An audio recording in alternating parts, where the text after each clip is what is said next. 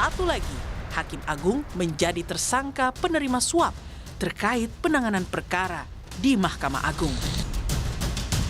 Penetapan tersangka kedua ini merupakan hasil dari pengembangan penyidikan tersangka pertama Hakim Agung Sudrajat Dimyati, serta 5 pegawai kepaniteraan MA yang juga sudah ditetapkan sebagai penerima suap. Jadi Pak Sudrajat tadi malam masih di rumahnya, kemudian tadi pagi juga ada ketemu dengan kami dan minta restu bahwa siap akan menghadiri, dan pagi bukan kantor, tetapi sehubungan dengan adanya panggilan KPK, dia akan memenuhi. Dia akan segera ke sana. Terungkapnya praktik suap Hakim Agung ini bermula dari operasi tangkap tangan KPK pada seorang Hakim Justisial MA, Eli Tripangestu, beserta aparatur sipil MA, pengacara pemohon kasasi, dan pihak koperasi simpan pinjam inti dana.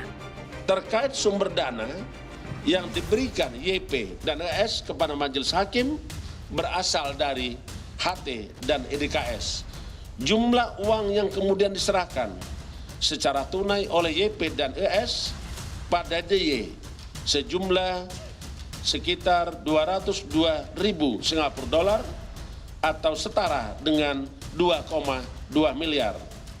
Yang kemudian oleh DY dibagi lagi dengan pembagian DY menerima sekitar 250 juta rupiah.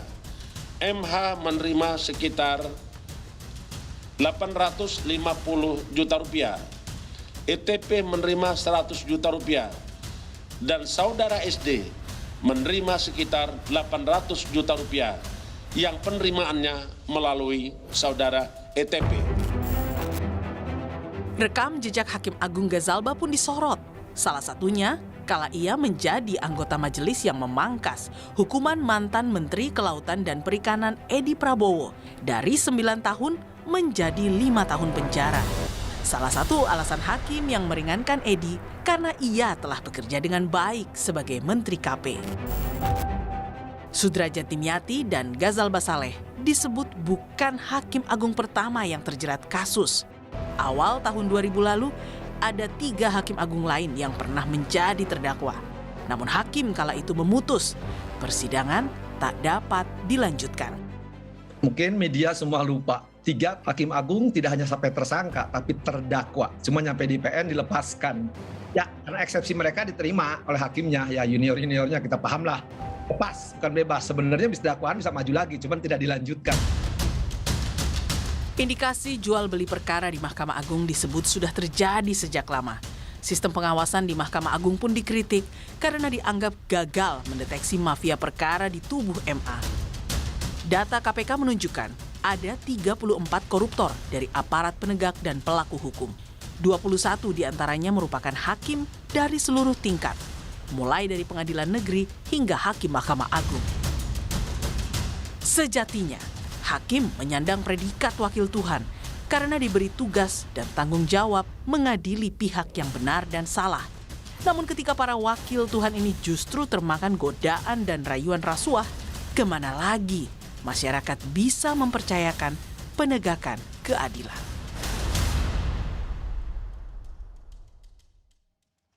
Saya sudah bersama Ketua Mahkamah Agung, Profesor Haji Muhammad Syarifuddin. Pak Ketua MA, terima kasih sudah hadir di Rosi. Terima kasih. Malam ini saya boleh hadir bersama Mbak Rosi di studio. Saya sungguh menghargai Pak KMA karena Bapak memenuhi undangan kami di saat institusi ini sungguh-sungguh mendapat sorotan. Izinkan saya memulai satu pertanyaan awal, Pak Syaf, yaitu tentang 2 Hakim Agung. Awalnya 1 untuk perkara korupsi simpan pinjam koperasi, lalu kemudian ada 1 lagi sehingga ada 2. Bagaimana Bapak melihat peristiwa ini? Apakah ini sesuatu yang mengejutkan atau sebenarnya sebagai seorang ketua hakim Mahkamah Agung, Bapak sudah melihat memang ini akan datang waktunya? Yang pertama, tentu ini mengejutkan saya karena saya tidak menduga ini akan terjadi. Tapi di balik saya merasa terkejut karena tidak ada catatan-catatan dari track record atau dari temuan-temuan kita yang negatif terhadap keduanya ini. Namun di sisi lain, saya merasa bersedih, Mbak Rosi. Kenapa saya merasa bersedih? Karena mereka ini kan teman kerja saya, tiap hari saya ketemu. Dan anggota di bawah itu kan, staf-staf itu juga anak-anak saya. Nah sekarang mereka kan sudah ditetapkan sebagai tersangka dan bahkan ada yang sudah ditahan kan. Ya. Nah tentu persoalan hukumnya kita akan serahkan sepenuhnya kepada KPK untuk menindaklanjuti dan kita mendukung sepenuhnya. Hanya harapan kita hendaknya azas praduga tidak bersalah tetap ditegakkan dan prosesnya berjalan sesuai menurut ketentuan yang berlaku. Ya. Pak KMA mengatakan sungguh terkejut karena melihat selama ini berinteraksi dan tidak melihat ada sesuatu yang mencurigakan. Publik terkejut karena wow, sepanjang sejarah di bawah kepemimpinan Bapak, 2 hakim agung menjadi tersangka korupsi oleh KPK. Meskipun Pak Saf, publik juga melihat begini, ya memang sudah menjadi rahasia umum di Mahkamah Agung itu, jual beli perkara bukanlah sesuatu yang tersembunyi. Itu menjadi rahasia umum Pak Saf. Jadi yang ingin saya katakan, ada 2 hakim agung tersangka ini terkejut, tapi buat publik ya memang sudah layak dan semestinya. Baik, tapi kita kan punya badan pengawasan Mbak Rosi. Punya badan pengawasan, di samping badan pengawasan kan juga ada komisi yudisial yang mengawasi kode etik dan pedoman perilaku hakim.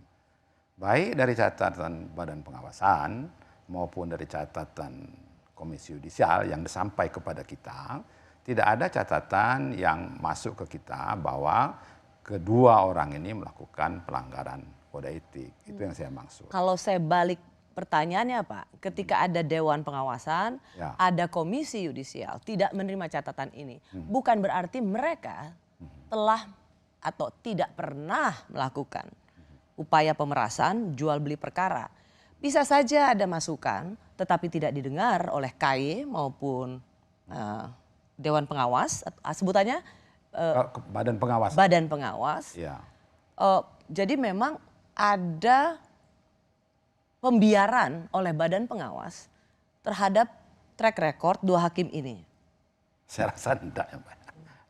Jadi kita di badan pengawasan itu, saya pernah menjadi kepala badan pengawasan ini, kita turun ke lapangan menurunkan tim, itu semuanya terbuka ya Pak. Kalau memang ada temuan-temuan kita pasti kita proses. Karena memang itu sudah tugas dari badan pengawasan itu. Oke. Nah, cuma kadang-kadang kan badan pengawasan ini kan manusia juga. Ya, dia tentu sebatas perangkat peraturan-peraturan yang ada pada kita yang dia laksanakan. Dia tidak bisa mengikuti rekam jejak hakim atau aparat ini sampai dia pulang ke rumahnya sana. Ya. Nah, tentu terbatas. Pak, saya mau minta klarifikasi Pak. Ya. Waktu itu setelah Hakim Agung Sudrajat Dimyati menjadi tersangka KPK, Ya. itu disebutkan bahwa sebelum ke KPK, Hakim Agung itu menemui pimpinan dulu katanya. Dan meminta restu pada pimpinan KPK. Ini, ke pimpinan MA bukan Ya. KPK. Ya, ya. Yang mau saya tanyakan, siapa yang memberikan restu? Dan restu seperti apa yang diberikan oleh pimpinan MA? Bukan restu ya. Kita kan tidak tahu masalahnya Mbak Rosi. Pada waktu itu sama sekali Kan nggak belum tahu. tahu kan, cuma dengar berita kita dengar berita bahwa dia sudah jadi tersangka kan begitu waktu itu. Saya telepon dia, Pak Derajat, Anda di mana? Saya ada di rumah Pak katanya. Nah, begitu. Ini saya bingung katanya, saya jadikan tersangka. Begitu. Pagi-pagi dia datang ke kantor, kita kumpul di situ sesama pimpinan, kita tanya sama dia, loh, Bapak di mana semalam? Ada di rumah katanya. Loh, ini kan Bapak sudah ditetapkan sebagai tersangka dan diminta untuk datang ke KPK kan begitu. Nah, ya ini sudah ketentuan hukum begini, saya bilang ini diminta supaya Bapak datang ke sana. Ya, kita persilakan. Dan dia ketika itu bilang sama kita bahwa dia clean katanya, dia tidak ada apa-apa. Kan begitu kan kita sempat tanya loh Mbak. Dia clean, dia tidak ada apa-apa. Lah, saya bilang silakan aja. Nanti Bapak buktikan saja di sana. Kalau memang tidak silakan aja, akan gitu penuhi panggilannya. Oke, Ya. jadi untuk saya klarifikasi pada Ketua MA, jadi bahkan Ketua MA sendiri tidak tahu ada satu hakim agung awalnya jadi tersangka KPK, jadi tidak ada koordinasi dulu antara, bukan koordinasi, tetapi semacam ada informasi awal yang diberikan KPK pada Ketua MA bahwa ada hakim agung yang jadi tersangka, itu nggak ada ya Pak? Ya? Oh, enggak. Oke, good. Baik. Bapak tahu dari berita? Iya. Jadi seorang Ketua Mahkamah Agung tahu hakim agungnya itu jadi dari berita? Iya. Dan Bapak panggil beliau? Saya telepon. Itu saya tahu. Kalau enggak saya telepon, saya enggak tahu. Saya kan, kok jadi tersangka ini? Di mana ini anggota saya? Saya tanya, di mana? Nah, itu jawabnya seperti yang saya sebutkan tadi. Saya di rumah, Pak. Semalam ada di rumah katanya. Ya, karena memang ia tidak masuk dalam OTT. Dia, maksud saya, Hakim Agung Sudrajat Dimyati itu tidak masuk dalam di OTT. Baru dalam penyidikan dijelaskan oleh KPK. Iya, iya. Ya. Apa namanya, saya kan tahunya belakangan Mbak Rosi. Jadi setelah cerita belakangan bahwa rupanya pada malam hari itu sudah ada berapa staf yang ditangkap, kan begitu ya. Nah, itu saya baru tahu rupanya rangkaian dari cerita-cerita staf itu, nah merembetlah ke Sudrajat ini. Ya. Begitu. Pak Safruddin, saya juga mau konfirmasi ke Bapak. Setelah ada penetapan tersangka oleh pada Hakim Agung, itu kemudian gedung Mahkamah Agung dijaga tentara. Oh, iya. Apakah ini simbol atau pesan yang Bapak kirimkan pada KPK supaya jangan ganggu kami karena kami dijaga militer? Enggak, bukan begitu Mbak Rosi. Jadi ya sebetulnya dijaga militer ini kan seperti mau perang ya. Nah, sebetulnya itu bukan dengan KPK. Perang itu justru dengan koruptor itu yang kita maksudkan. Kenapa begitu? Kejadian Sudrajat ini, Sudrajatnya kan tidur di rumah, Mbak. Bagi Hakim Agung yang lain, loh ini bisa saja kami sedang tidur di rumah, tiba-tiba orang di bawah yang tanpa sepengetahuan Hakim Agungnya, karena Hakim Agung itu kan memutus perkara kan tiap hari, Mbak. Tiba-tiba dia jadi tersangka, kan begitu. Nah, lalu bagaimana ini caranya? Karena ini kan agak berubah modusnya, Mbak. Kalau selama ini biasanya kan ke panitera, ke Hakim Agungnya, ini kan tidak. Justru lewat staf, oknum staf lah ya, anak kita lah itu sebetulnya juga. Tapi yang sama sekali tidak menyangkut perkara yang dihubungi. Nah, jadi kawan-kawan ini takut seperti itu. Jangan-jangan ini kita terjadi begini nanti. Nah, hubungannya sama dijaga sama tentara? Nah, yaitu penjagaan yang ada di Mahkamah Agung itu betul itu militer, tetapi itu dari pengadilan militer yang ada di bawah Mahkamah Agung. Sehingga kami itu mudah menempatkan mereka untuk menjaga di situ. Jadi bukan dari luar lingkungan Mahkamah Agung.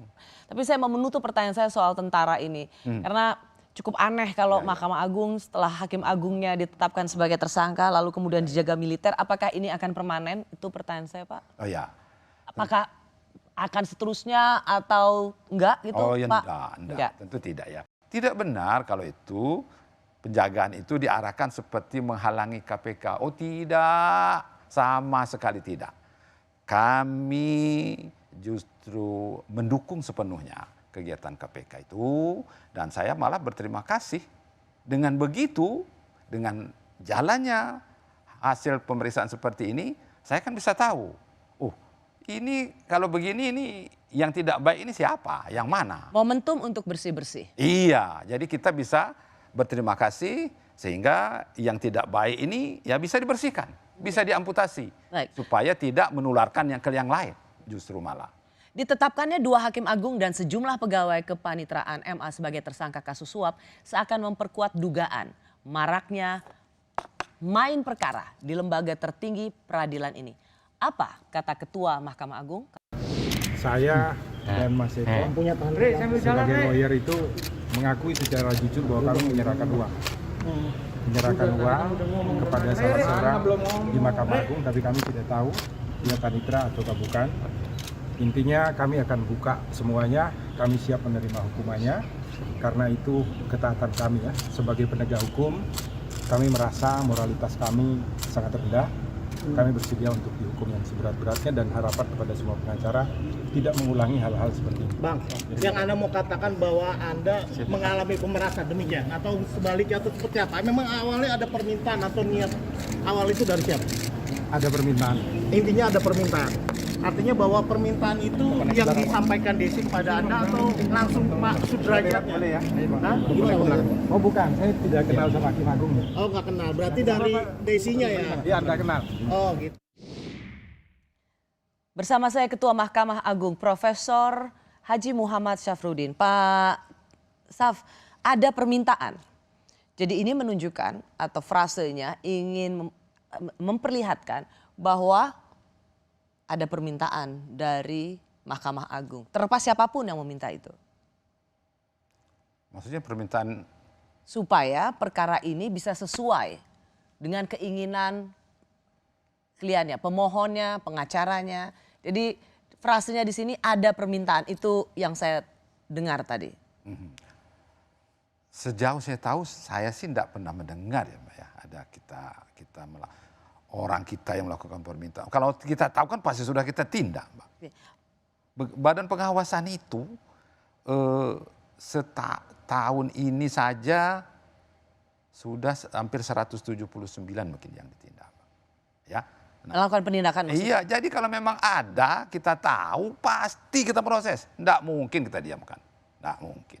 Pak Saf, penjelasan Ketua KPK begini, dalam pengurusan kasasi ini diduga pegawai kepanitraan ini menjadi penghubung hingga jadi fasilitator dengan majelis hakim yang nanti bisa mengkondisikan putusan sesuai keinginan pengacara. Di sini terlihat bagaimana pengacara mulai dari level yang paling bawah sampai yang paling atas, panitra misalnya, itu sindikat karena ya atau paling nggak menjadi satu bagian yang bekerja sama.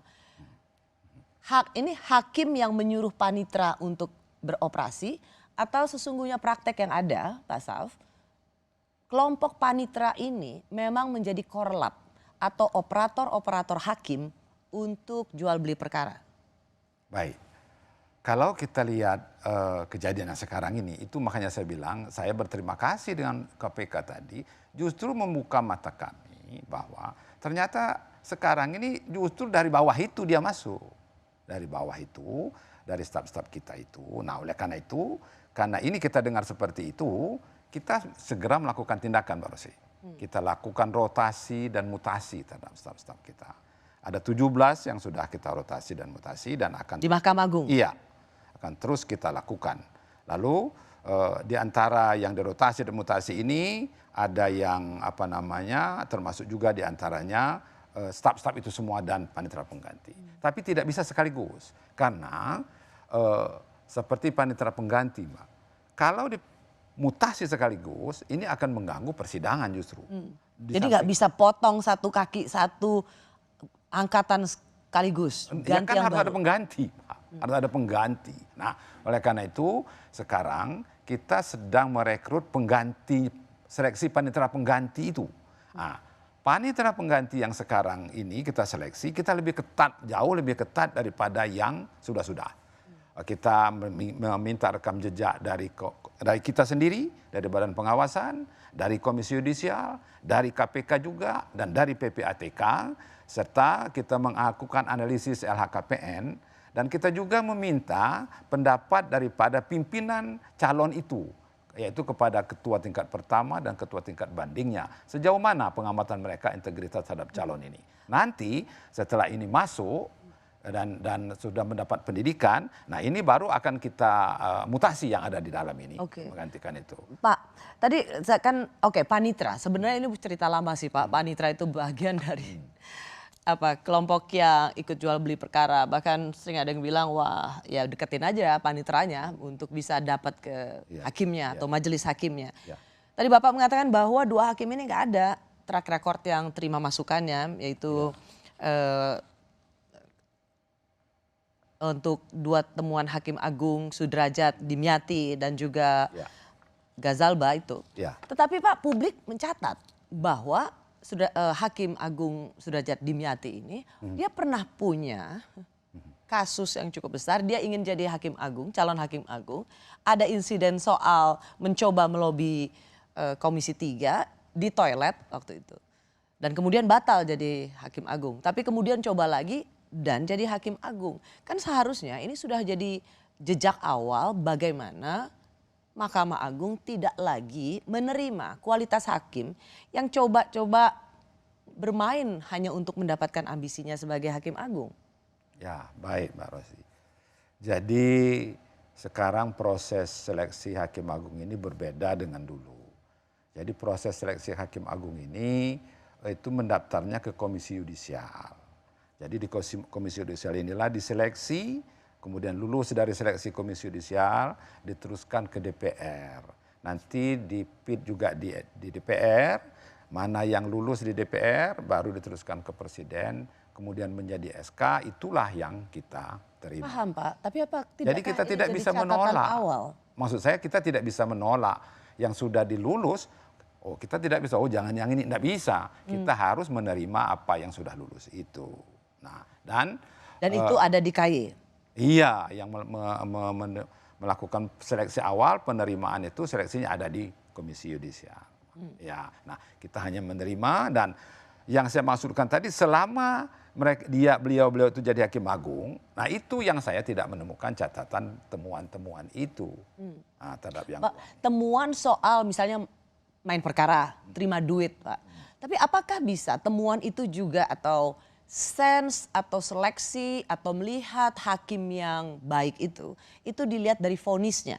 Ya. Misalnya Gazalba ini Pak, ini kan betul-betul menjadi perbincangan yang sangat trending di masyarakat melalui sosial media. Ketika ia menjadi salah satu majelis dalam perkara korupsi mantan Menteri KKP, dalam pertimbangannya disebutkan bahwa ia sudah menjalankan, bahwa terdakwa sudah menjalankan tugasnya sebagai menteri dengan baik, sehingga itulah yang membuat ia mendapat keringanan hukuman. Ya. Ada pertimbangan-pertimbangan hakim yang dianggap tidak masuk akal. Nah, masa yang kayak gini Pak Saf tidak melihat vonis hakim sebagai mahkota seorang hakim itu sesuatu yang harus dilihat. Ini hakim benar nggak memberikan vonis? Ya, betul. Yang pertama Mbak Rosi, hakim itu memang bertanggung jawabnya kan kepada Tuhan Yang Maha Esa. Lalu saya sebagai pimpinan, saya juga sudah memberikan rambu-rambu bagi hakim ini agar bisa memberikan putusan yang proporsional, yang ada kepastian hukumnya dan konsisten. Nah, inilah yang harus dipatuhi oleh hakim-hakim saya, hakim-hakim bukan hakim-hakim agung dan hakim-hakim yang lain. Nah, panduan-panduan inilah yang harus diterapkan, yang harus dipertanggungjawabkan. Apakah sesuai perasaan itu dengan proporsi yang ada, apakah ada kesatuan kepastian hukum dan konsisten dia dalam menentukan besarnya hukuman yang dijatuhkan itu. Ya, karena sering sekali pertimbangan yang diberikan hakim itu nggak masuk akal, Pak. Iya. Tidak masuk akal seorang menteri dihukum, dijatuhin vonis, kemudian pertimbangan baiknya adalah karena dia sudah menjalankan dengan baik tugasnya sebagai menteri. Kalau dia menjalankan tugasnya sebagai menteri dengan baik, dia tidak akan korupsi. Atau pertimbangan hakim yang mengatakan bahwa ia sudah dibully oleh masyarakat sehingga itu menjadi pertimbangan hakim. Mendengar penjelasan hakim seperti itu membuat masyarakat marah sih Pak. Iya. Dan itu menjadikan vonis dikurangi gitu. Ada apa dengan hakim-hakim kita? Iya. Jadi pimpinan ini sudah memberikan rambu-rambu yang saya sebutkan tadi. Jadi ini kita harapkan bukan hanya di Mahkamah Agung, di semua peradilan.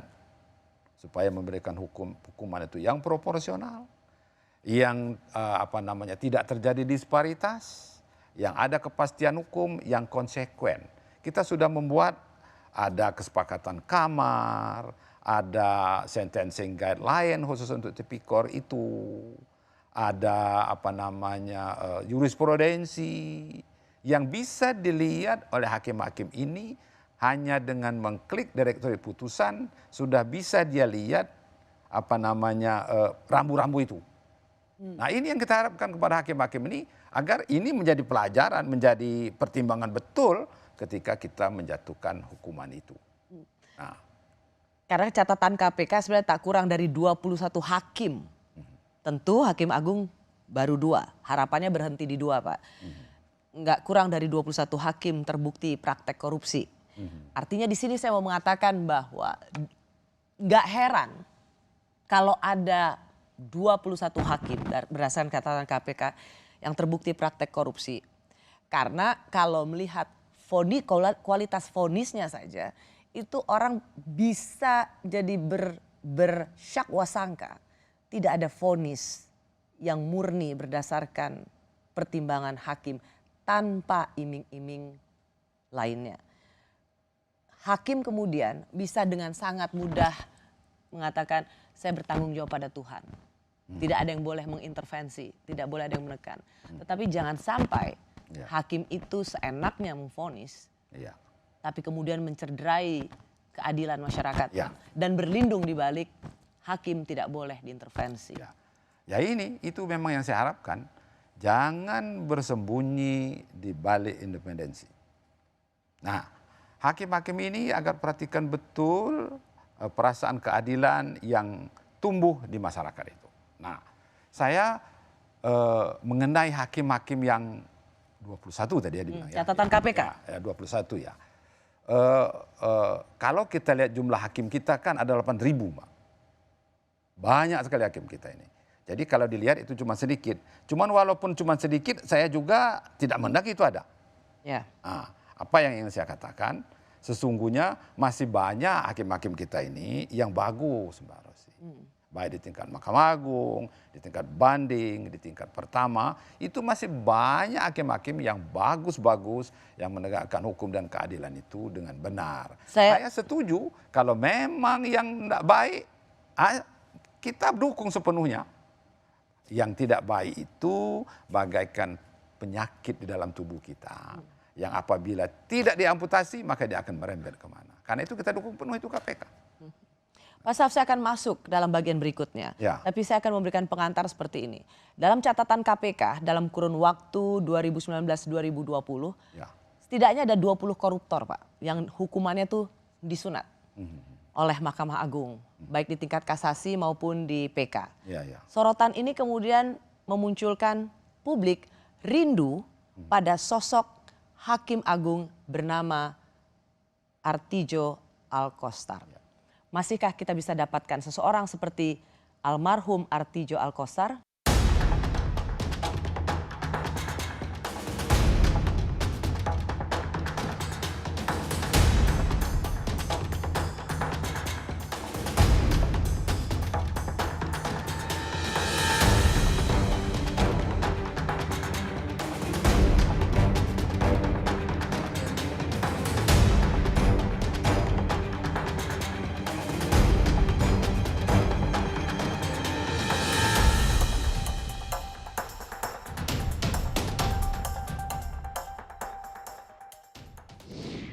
Saya masih bersama Ketua Mahkamah Agung Republik Indonesia, Profesor Haji Muhammad Syafruddin. Pak Saf, di zaman Bapak, bahkan ya saya mau bicara zaman Bapak, termasuk juga sebelumnya, itu banyak sekali kasasi maupun PK, itu justru dipotong, terutama untuk kasus-kasus korupsi besar.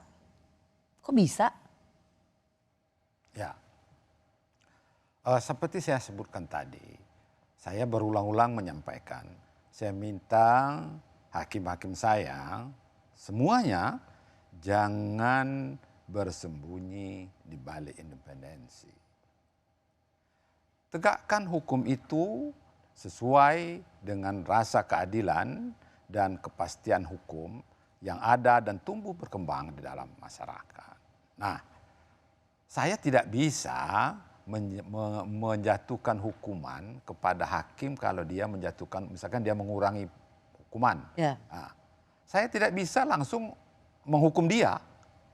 Tetapi kalau memang ada bukti di balik itu ada permainan, tentu kita akan tindak. Oleh karena itu sekali lagi, saya berterima kasih dan bersyukur kepada KPK yang sudah menemukan pelanggaran-pelanggaran seperti ini. Itu sungguh membantu kami untuk bersih-bersih yang tidak baik itu. Yeah. Nah, karena kalau yang tidak baik ini tidak segera kita hentikan, Pak Rosi, ini saya khawatir jangan-jangan nanti jadi merembet ke lain. Jadi kita amputasi saja. Dan demoralisasi bagi hakim-hakim baik lainnya.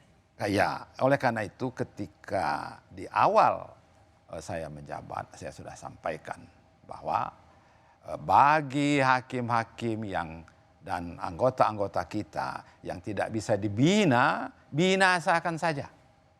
Itu di awal saya menjabat sudah saya sampaikan begitu. Kenapa? Karena saya memang berangkat dari pengawasan. Kalau dibinasakan gimana? Mutasi atau apa, Pak? Ya dibinasakan dalam artian di sana, kalau memang terbukti ya dipidana, diberhentikan. Itu artinya diamputasi supaya dia tidak merembet ke yang lain kayak penyakit lah begitu. Oke, kita bicara soal susah Pak cari bukti Pak.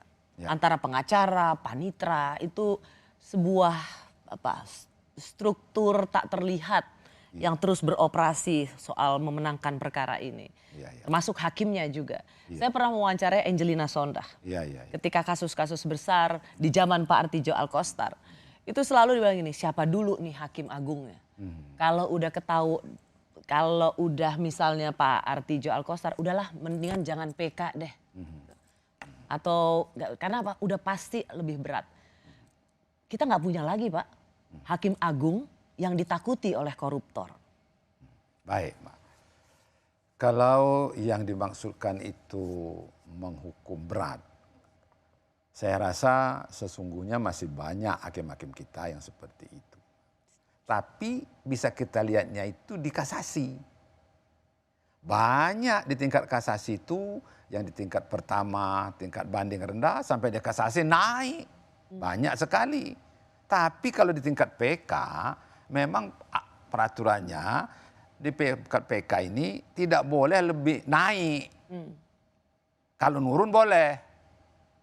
Nah, jadi memang kalau di tingkat kasasi masih banyak kita lihat. Hanya yang kita lihat kasus-kasus korupsi besar yang menyita masyarakat. Ya. Itu di kasasi malah dipotong, Pak.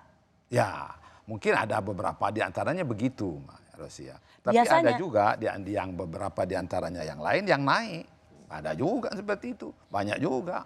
Pak, biasanya mau di tingkat pertama, tinggi, kasasi, mungkin PK gitu Pak. Biasanya nih, hakim yang kemudian memvonis dan kemudian kita bisa lihat ini mencederai rasa keadilan masyarakat, itu biasanya adalah hakim yang mau pensiun.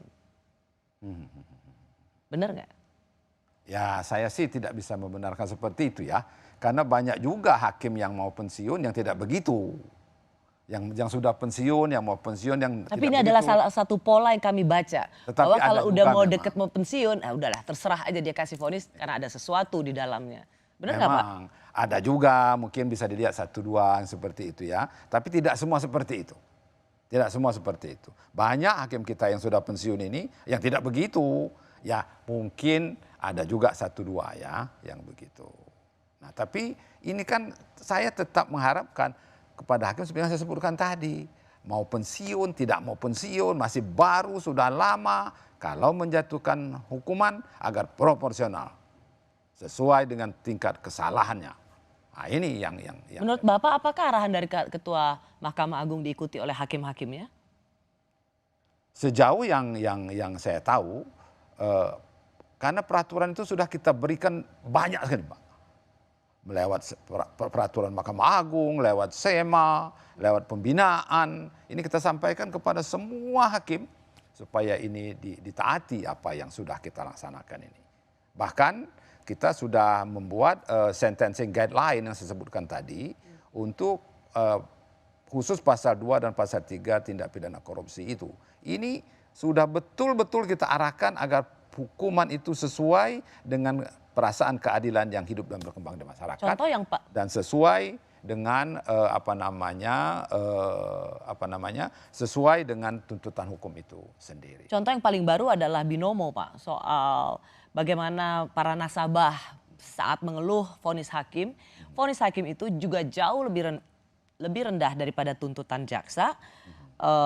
Tuntutan jaksa penjara 15 tahun, tetapi kemudian oleh hakim hanya 10 tahun. Dan yang paling dianggap menyakitkan oleh masyarakat yang tertipu oleh binomo ini adalah barang buktinya itu oleh hakim disita oleh negara. Padahal tuntutan jaksa, barang bukti 220 sampai 258, saya bicara soal aset, itu dikembalikan kepada para saksi korban melalui paguyuban atau perkumpulan trader Indonesia Bersatu. Saya tahu bahwa Bapak tidak mungkin masuk ke dalam teknis, tapi saya ingin memberikan contoh bagaimana tuntutan jaksa sudah tinggi, mengembalikan aset untuk dibagi pada para nasabah yang menjadi korban. Hakim memutuskan sesuatu yang dianggap tidak adil bagi korban penipuan ini. Ya. Baik. Ya, saya tentu tidak bisa masuk ke dalam perkara itu karena itu kan menjadi otoritas dari hakim yang bersangkutan. Tapi saya sebutkan tadi, saya minta kepada para hakim-hakim ini, sudah saya sebut tadi, supaya jangan bersembunyi di balik independensi itu. Nah, saya minta hakim-hakim ini betul-betul melihat menjatuhkan pidana itu sesuai dengan proporsinya yang saya sebutkan tadi. Sesuai dengan rasa keadilan, sesuai dengan perbuatan yang dia lakukan. Sehingga bisa kita ini betul-betul memberikan rasa keadilan kepada para pencari keadilan, baik kepada para korbannya maksud saya, maupun kepada si pelakunya itu sendiri. Hukuman yang pas itu yang mana? Yang memenuhi persyaratan itu yang mana? Rambu itu sudah kita berikan semua. Nah, ini yang saya minta supaya ke depan ini semakin menjadi perhatian yang lebih lagi. Karena ini kita tidak mengharapkan hal itu terjadi. Presiden Jokowi merespons penetapan tersangka Hakim Agung dengan meminta Menko Polhukam segera mereformasi sektor hukum dan peradilan di Indonesia. Bahkan Menko Polhukam, Pak KMA, mengatakan Presiden Jokowi itu marah. Sampai selesai proses hukum yang ada di KPK. Yang pertama itu. Yang kedua memang saya melihat ada urgensi yang sangat penting untuk reformasi bidang hukum kita. Dan itu sudah saya perintahkan kepada Menko Polhukam. Upaya penegakan hukum, terutama upaya pemberantasan korupsi itu banyak gembos sesudah masuk ke MA. Kadangkala seorang koruptor dibebaskan di tingkat Mahkamah Agung atau di korting hukumannya dengan diskon yang sangat besar. Tapi saya akan segera mencari formula bersama para pakar, LSM dan sebagainya untuk berdiskusi. Mari cari jalan keluar yang baik. Lalu sesudah itu tahap berikutnya akan bicara dengan tentu para lembaga-lembaga penegak hukum agar apa yang kita kerjakan itu bisa diserap. Bersama saya Ketua Mahkamah Agung Profesor Haji Muhammad Syarfuddin. Pak Syaf tadi sudah dengar. Ya. Jadi banyak sekali perkara-perkara itu justru digembosin terutama koruptor seperti yang tadi saya katakan justru di Mahkamah Agung. Dan biasanya kemudian ya sama Bapak bilang sudah memberikan betul-betul arahan pada hakim-hakim. Dari sisi eksekutif juga nggak bisa bilang apa-apa. Pak Syaf, bisa nggak sih ada reformasi cepat di Mahkamah Agung? Yang paling mungkin adalah gini deh, kita lihat kualitas vonis Hakim Agung, terutama di Mahkamah Agung itu adalah yang memenuhi rasa keadilan. Bukan yang justru dicibir oleh masyarakat. Saya rasa indikatornya sangat sederhana. Baik, Pak Rasi. Jadi saya merasa memang reformasi peradilan itu memang kita perlukan, Pak, ya. Seperti tadi yang dilakukan oleh disebutkan oleh Pak Presiden tadi. Saya berterima kasih karena ini pemerintah, Bapak Presiden memberikan perhatian khusus terhadap Mahkamah Agung khususnya. Nah, tadi sudah disampaikan, terima kasih. Nanti suatu saat tentu kami juga diajak bicara tentang reformasi peradilan itu. Nah, Kami sendiri sebetulnya sudah ada reformasi peradilan itu karena kami sudah punya blueprint, Mbak.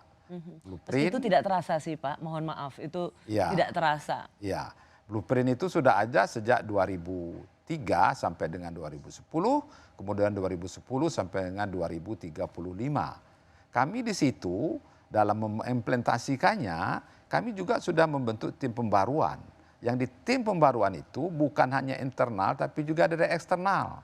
Dari eksternal itu kita mengikut sertakan para akademisi, misalkan dari Andalas, Pak Yuliandri, dari Gajah Mada, Profesor Sigit, dari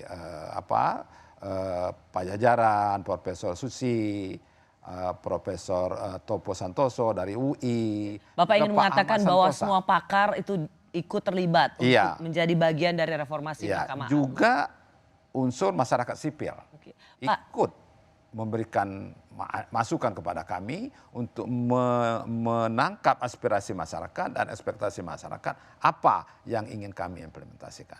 Itu yang kami jalankan sekarang ini sudah jauh melampaui, lebih cepat kira-kira daripada yang diatur di dalam blueprint itu. Ya, Pak Syaf, salah satu juga yang dikatakan oleh Pak Mahfud, Menko Polhukam, hukum berat Hakim Agung yang tersangka kasus korupsi. Kenapa? Karena ini untuk mencegah adanya esprit de corps atau ingin melindungi sesama kolega. Karena yang akan mengadili nanti meskipun itu di tipikor itu adalah hakim-hakim koleganya sendiri. Apakah Ketua Mahkamah Agung bisa memberikan jaminan bahwa hakim-hakim nanti yang akan mengadili itu bebas dari rasa takut atau sungkan pada koleganya sendiri? Saya melihat selama ini itu kan sudah jalan, Pak, bahwa setiap hakim yang melakukan pelanggaran dan diadili kan itu kan diadili oleh hakim kita juga, kan tidak ada hakim yang adil. Tidak ada di situ merasa sungkan, rasa segan. Dihukum saja seperti apa adanya sesuai dengan kadar kesalahannya itu. Tidak ada itu karena kawan jadi ringan, enggak begitu. Bisa lihat berapa banyak yang sudah dijatuhi hukuman disiplin itu. Meskipun juga ada kasus bahwa ditolak sehingga tidak bisa dilanjutkan. Itu mungkin dari struktur hukumnya begitu, itu saya tidak bisa masuk ke situ. Karena itu kan hasil pemeriksaan di persidangan ya Mbak ya. Tapi kalau kita lihat yang sudah berjalan yang beberapa yang dijatuhi hukuman ini, saya rasa enggak ada itu yang diringan-ringankan, itu enggak. Dan saya minta kepada hakim-hakim saya, mereka itu kan tidak ada di bawah komando, mereka ini berdiri sendiri, independensi. Hukumlah sesuai dengan keyakinan dan proporsional dengan kadar kesalahannya. Baik. Sama saja, tidak ada bedanya itu Pak. Ketua Mahkamah Agung, Bapak Sarfuddin, terima kasih sudah memberikan penjelasan di Rosi. Terima kasih Pak Rosi. Tetaplah di Rosi, Kompas TV, saya Rusyana Silalahi. Kita jumpa lagi minggu depan hanya di Kompas TV, independen, terpercaya.